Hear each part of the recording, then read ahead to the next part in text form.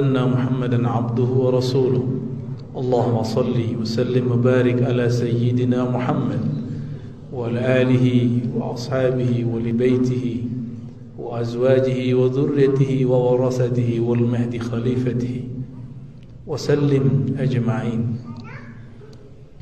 أما بعد أيها المسلمون، أوصيني وإياكم بتقوى الله فقد فاز المتقون.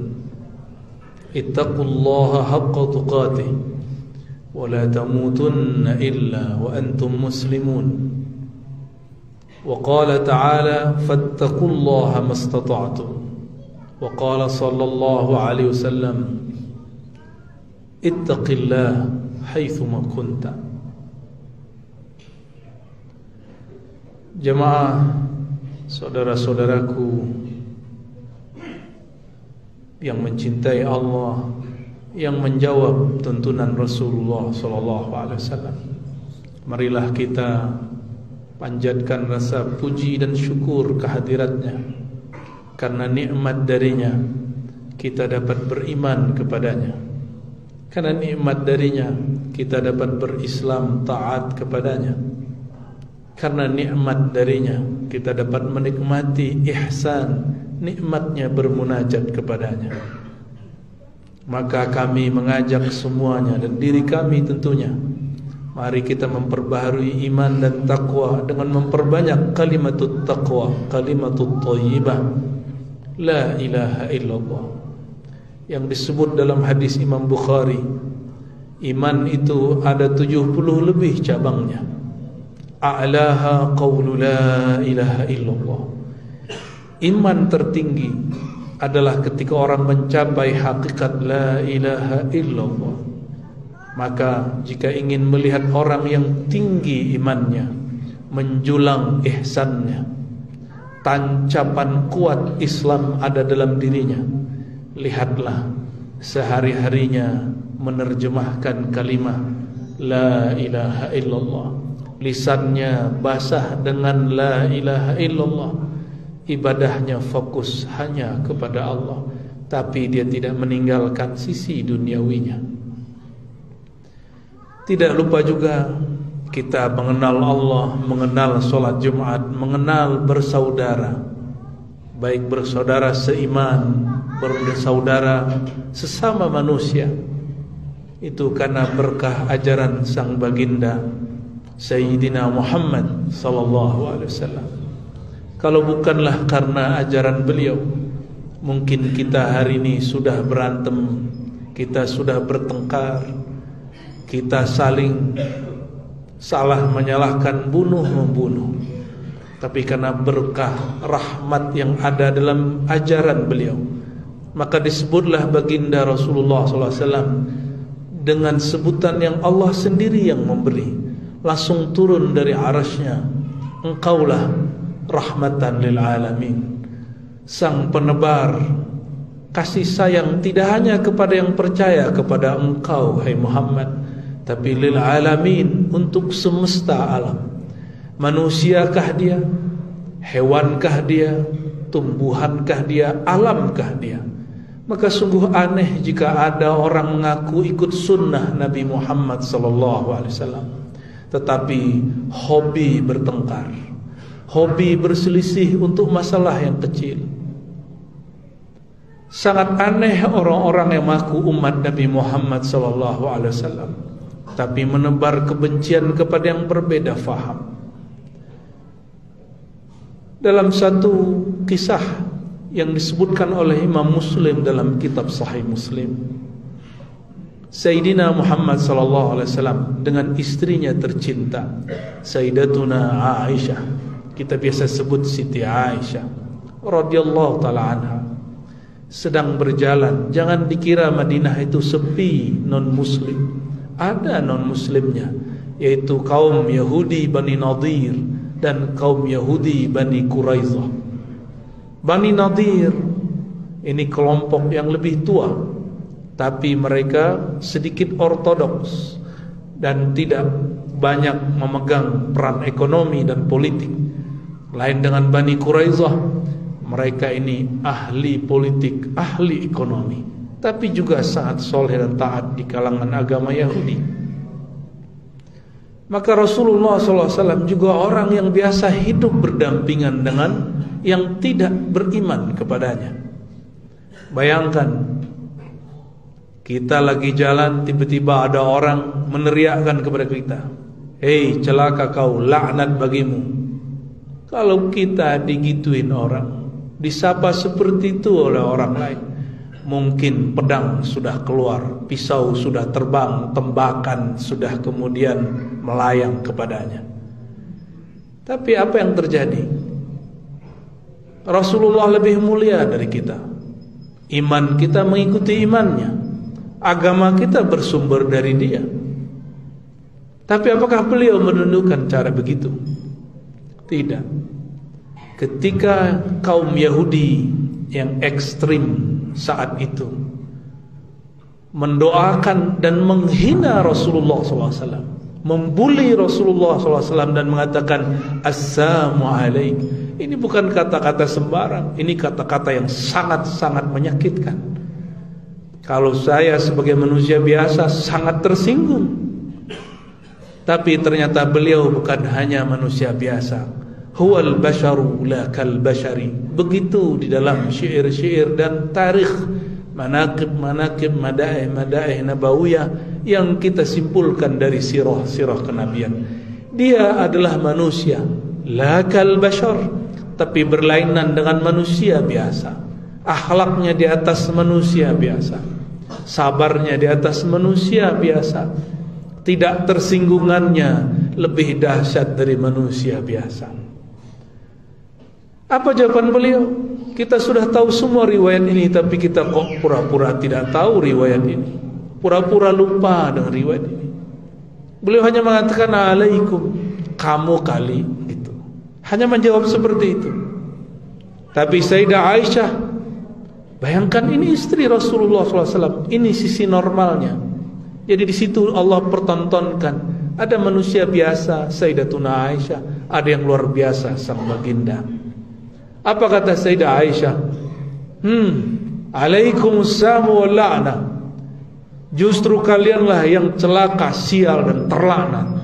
Senangnya Sayyidah Aisyah bisa balas, orang ngomongin satu, beliau balasnya dua. Apalagi beliau seorang perempuan dan masih sangat muda. Emosinya beliau tentu standarlah seperti orang-orang yang masih muda. Tapi apa kata Rasulullah SAW? Rasulullah SAW tidak memarahi Sayyidah Aisyah, tapi membimbingnya. Beliau mengatakan, wahai Humairah, wahai istriku tercinta, bukankah aku telah menjawab alaikum? Bukankah sudah cukup? Karena sang istri sayang kepada suami, sekaligus seorang murid kepada gurunya, tidak ridha guru plus suaminya dihina oleh seorang Yahudi.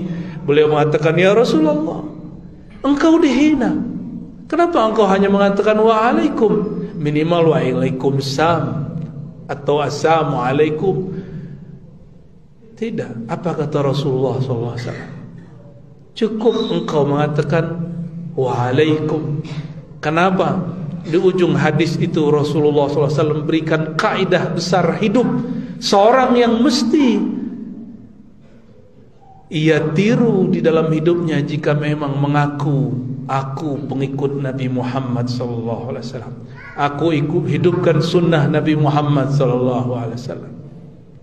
Maka siapa yang tidak mengamalkan ini, saya meragukan, walaupun serbannya tebal, walaupun baju gamisnya Masya Allah, walaupun tasbihnya panjang, walaupun jenggotnya panjang, walaupun sarungnya banyak, tapi jika tidak mengamalkan ini, saya meragukan dia sebagai umat Nabi Muhammad SAW. Kalaupun ia, mungkin Rasulullah tidak akan mengakui dia. Apa kata beliau? Wahai Aisyah, tidaklah ada kekerasan dapat diselesaikan dengan kekerasan. Sungguh kekerasan hanya dapat ditaklukkan dengan kelembutan. Ternyata bersikap lembut itu bukanlah kalah, Bersikap lembut itu awal kemenangan. Ketika orang emosi, kita tidak emosi, itu 1-0.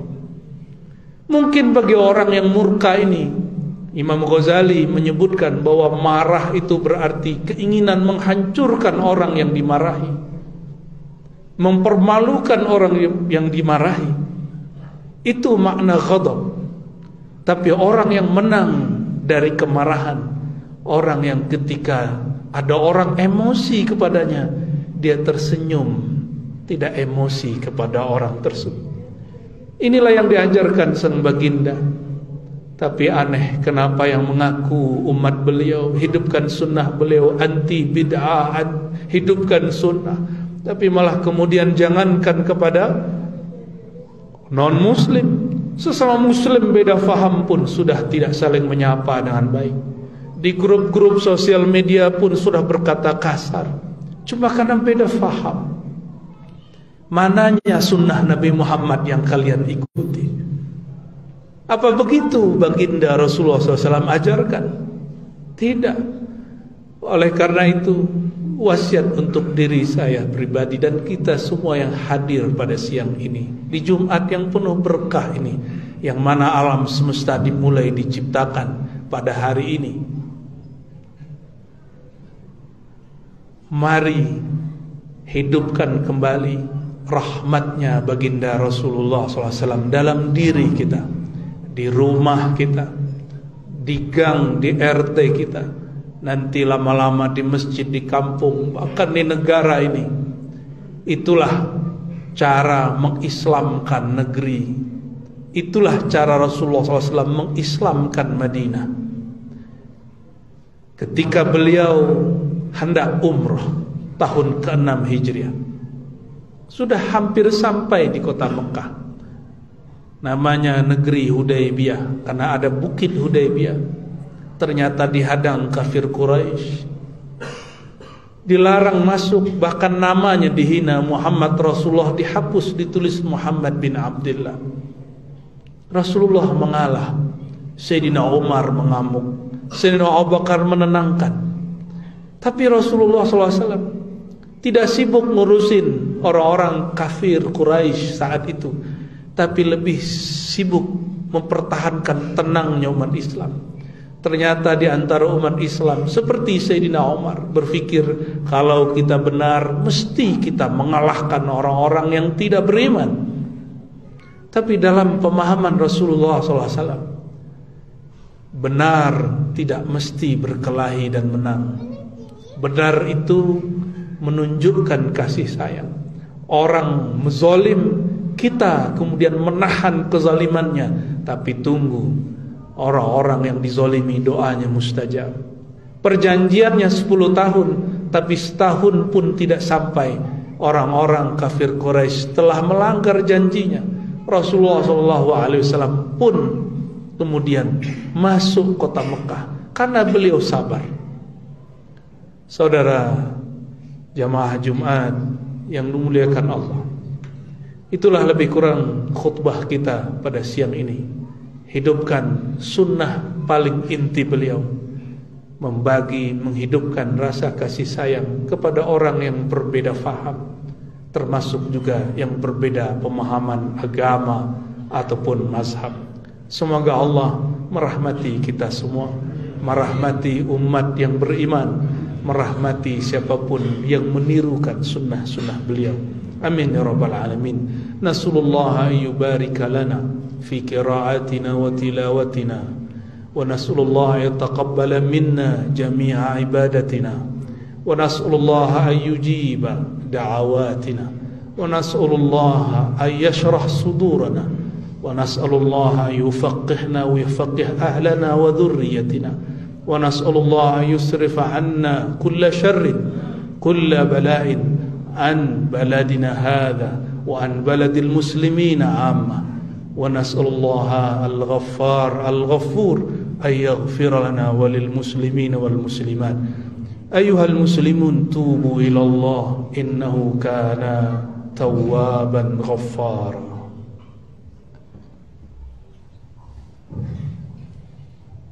Allahumma shalli ala Muhammad صل على سيدنا محمد اللهم صل على سيدنا ومولانا محمد.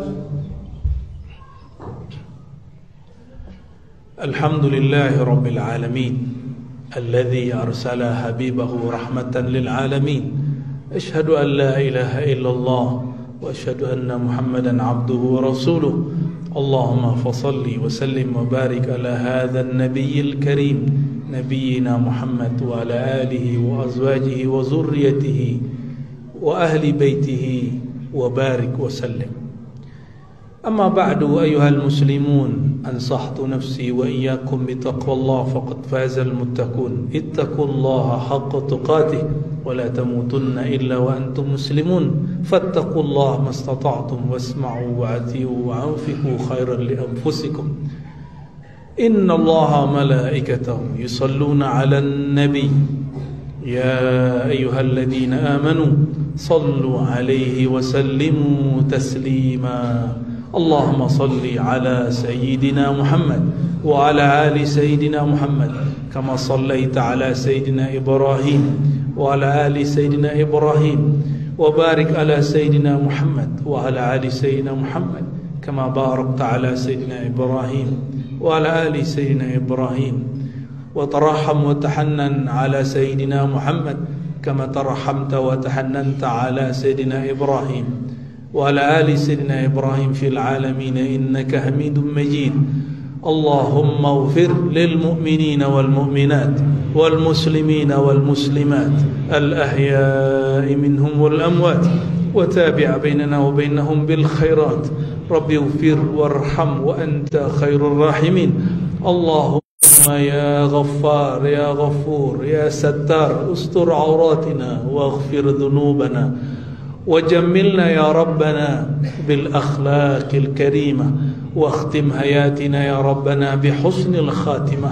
يا مقلب القلوب يا مقلب القلوب يا مصرف القلوب ثبت قلوبنا على دينك وطاعتك. اللهم أعنا يا معين على ذكرك وشكرك وحسن عبادتك. اللهم إنا نسألك يا ربنا جميع الخير مما علمنا ومما لا نعلم ونعوذ بك ربنا من كل شر مما علمنا يا ربنا ومما لا نعلم إنك أنت علام الغيوب. اللهم يا الله انصرنا وانصر المسلمين في كل مكان وحين.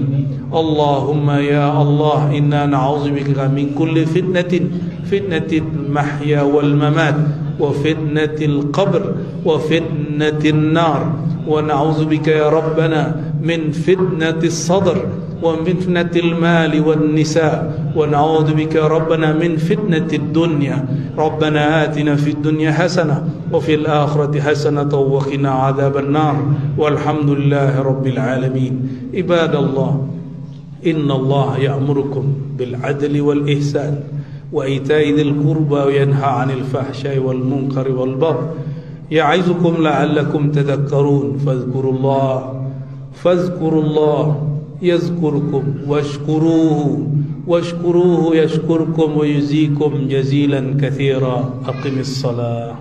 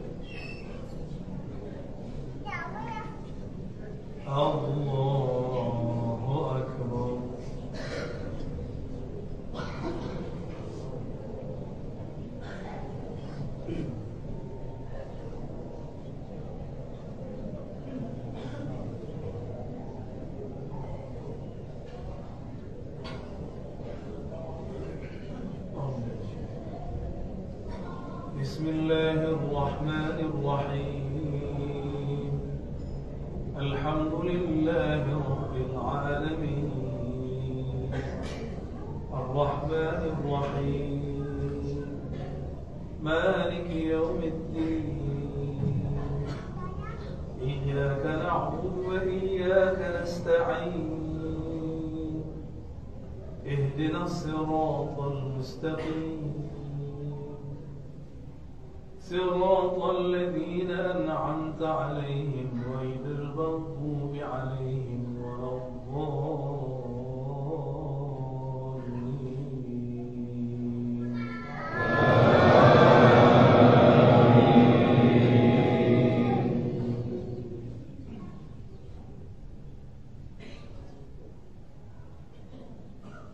يا أيها الذين آمنوا لا تلهكم أموالكم ولا أولادكم عن ذكر الله ومن يفعل ذلك فأولئك هم الخاسرون وأنفقوا مما رزقناكم من قبل أن يأتي أحدكم الموت فيقول رب لولا أخرتني إلى أجل قريب فأصدق وأكن من الصالحين ولن يؤخر الله نفسا إذا جاء أجلها والله خبير بما تعملون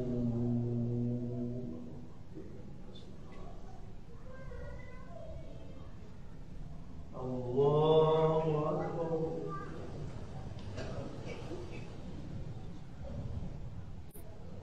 سمع الله لمن حمده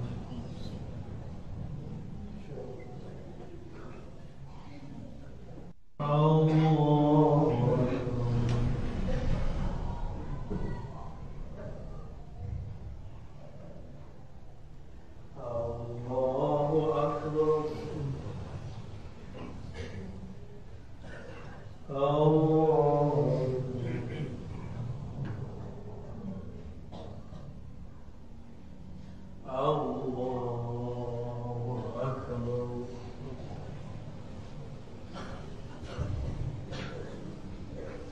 بسم الله الرحمن الرحيم الحمد لله رب العالمين الرحمن الرحيم مالك يوم الدين إياك نعبد وإياك نستعين اهدنا الصراط المستقيم صراط الذين أنعمت عليهم غير المغضوب عليهم ولا الضالين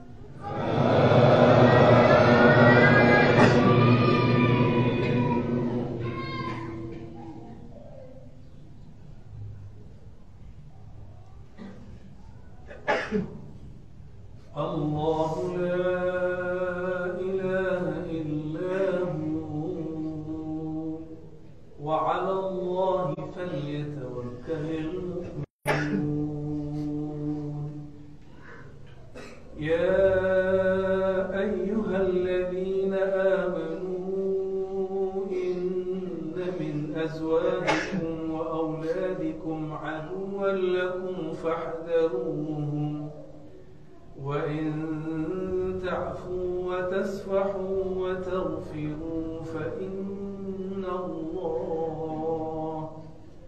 فإن الله غفور رحيم إنما أموالكم وأولادكم فتنة والله عنده أجر عظيم.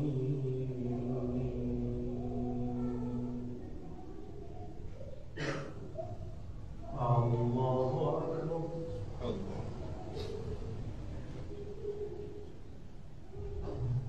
سمع الله لمن حمده.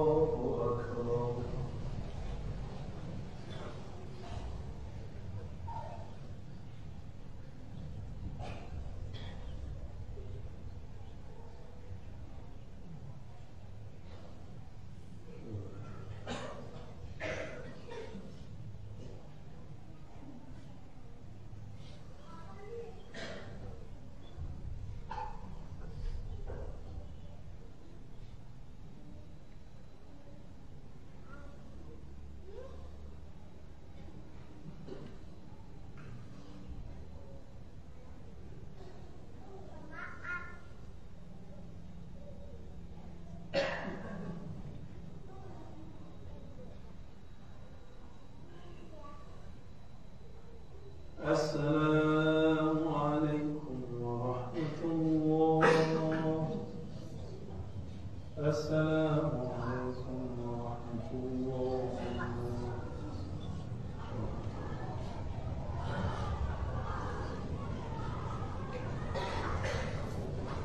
صلى الله العظيم الذي لا إله إلا هو الحي القيوم وأتوب إليه. استغفر الله العظيم الذي لا إله إلا هو الحي القيوم وأتوب إليه. استغفر الله العظيم الذي لا إله إلا هو الحي القيوم وأتوب إليه. أفضل الذكر بعد أنه لا إله إلا الله. لا إله إلا الله. لا إله إلا الله.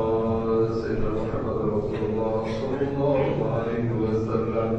لا إله إلا الله. لا إله إلا الله. لا إله إلا الله. لا إله إلا الله. لا إله إلا الله. لا إله إلا الله. لا إله إلا الله. لا إله إلا الله. لا إله إلا الله. لا إله إلا الله. لا إله إلا الله. لا إله إلا الله. لا إله إلا الله. لا إله إلا الله. لا إله إلا الله. لا إله إلا الله. لا إله إلا الله. لا إله إلا الله.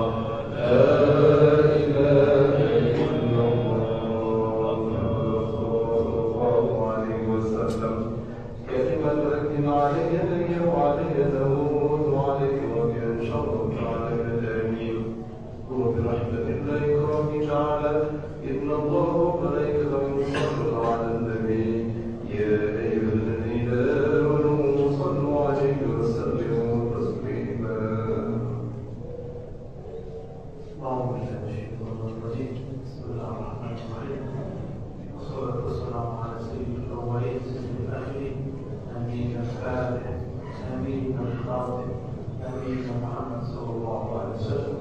اللهم صل على سيدنا محمد الفاتح لما أغلق والخاتم لما سبق ناصر الحق بالحق والهادي إلى الصراط المستقيم وآله حق قدره ومقداره العظيم. اللهم يا صل على محمد. اللهم يا صل على محمد. اللهم يا صل على محمد خليفتك يا الله يا اللهم يا الله يا غفور. نشهد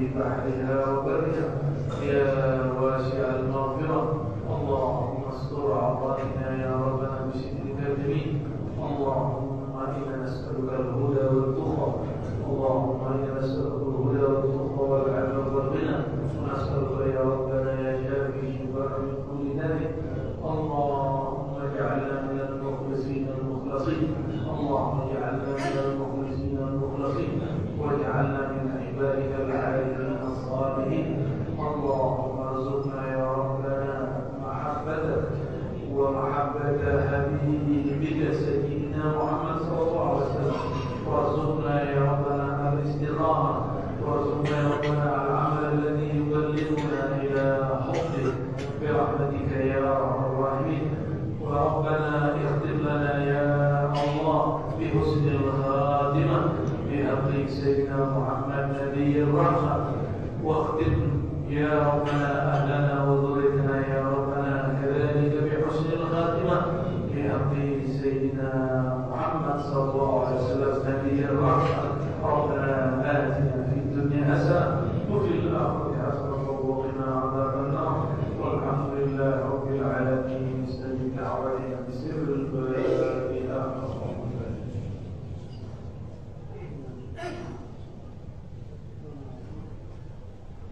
آمين آمين رب العالمين استجب دعوتنا بسر الفاتحة وبحق سيدنا الفاتح سبحان ربك رب العزة عما يصفون وسلام على المرسلين والحمد لله